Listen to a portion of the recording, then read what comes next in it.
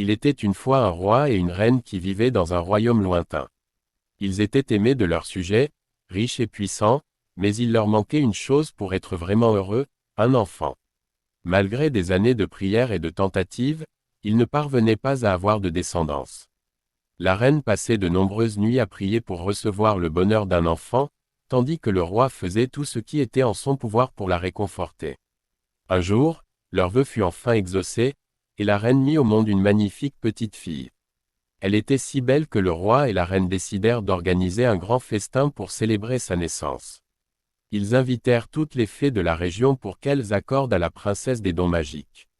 Il y avait dans leur royaume cette fée bienveillante, connue pour leur pouvoir, et les souverains veillèrent à ce qu'elles soient toutes présentes lors de la fête.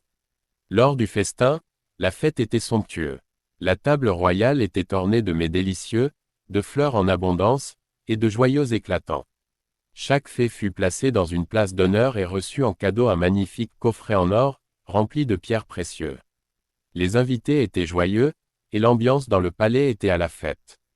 Cependant, il y avait une fée qui n'avait pas été invitée. C'était une vieille fée qui vivait dans une tour isolée et que tout le monde croyait morte, car elle n'était pas sortie de sa tour depuis plus de 50 ans. Oubliée du roi et de la reine, elle n'avait pas été conviée à la célébration, mais lorsqu'elle entendit parler de l'événement, elle se sentit profondément offensée et décida de se présenter tout de même.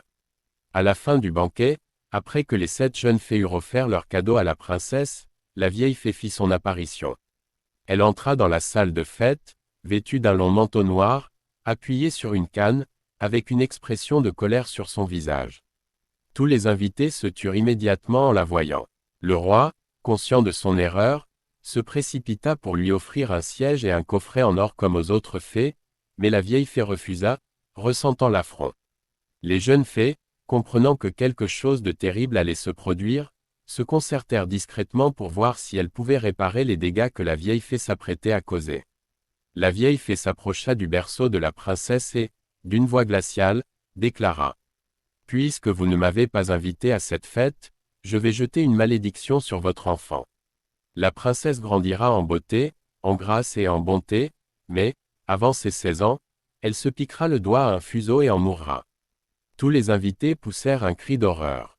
Le roi et la reine étaient désespérés et imploraient la vieille fée de revenir sur sa malédiction, mais elle resta sourde à leurs supplications et quitta la salle sans un mot de plus.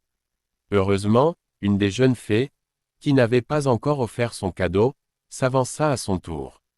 Cette fée, bien que ne pouvant annuler complètement le sort de la vieille fée, déclara qu'elle pouvait l'adoucir. Elle s'approcha du berceau et dit : « Ne vous inquiétez pas, cher souverain. Votre fille ne mourra pas. Bien que le sort de la vieille fée doive s'accomplir, la princesse ne fera que tomber dans un profond sommeil qui durera 100 ans. Après ce temps, elle sera réveillée par le baiser d'un prince, et alors, elle vivra heureuse pour toujours. » Bien que la situation fût toujours grave, cette prédiction apaisa quelque peu les cœurs du roi et de la reine. Le roi, pour éviter que la malédiction ne se réalise, ordonna aussitôt que tous les fuseaux du royaume soient détruits. Toute personne en possédant un devait le brûler sur le champ, et les lois furent strictement appliquées. Les années passèrent, et la princesse grandit. Comme les fées l'avaient prédit, elle était d'une beauté et d'une grâce sans égale. Elle était aimée de tous pour sa douceur et sa bienveillance. Le roi et la reine veillaient toujours sur elle avec une vigilance extrême, évitant à tout prix qu'elle n'entre en contact avec un fuseau. Mais, comme dans toutes les histoires de ce genre, le destin est implacable. Juste avant son 16e anniversaire, un jour où la princesse explorait les nombreuses pièces du château, elle découvrit une tour qu'elle n'avait jamais vue auparavant. Curieuse, elle monta les escaliers en colimaçon jusqu'en haut et trouva une vieille femme en train de filer à un fuseau. La vieille femme, ignorant les lois du royaume, continuait à pratiquer cet art ancien. « Que faites-vous là, bonne dame ? » demanda la princesse. « Je file, ma belle enfant, » répondit la vieille femme en lui tendant le fuseau. « Voulez-vous essayer ?» Sans se méfier et attirée par la nouveauté, la princesse prit le fuseau dans ses mains. À peine l'eut-elle touché qu'elle se piqua le doigt. Instantanément, la malédiction se réalisa, et la princesse tomba au sol, plongée dans un sommeil profond. La jeune fée qui avait adouci la malédiction fut rapidement avertie de l'événement. Elle accourut au château et, Afin de protéger la princesse durant son long sommeil, elle lança un autre sortilège. Elle plongea tout le château dans un profond sommeil. Le roi, la reine, les domestiques, les chevaux dans les écuries, tous tombèrent endormis en même temps que la princesse. Même les mouches arrêtèrent de voler, et les flammes des bougies se figèrent dans l'air. Le château tout entier fut figé dans le temps.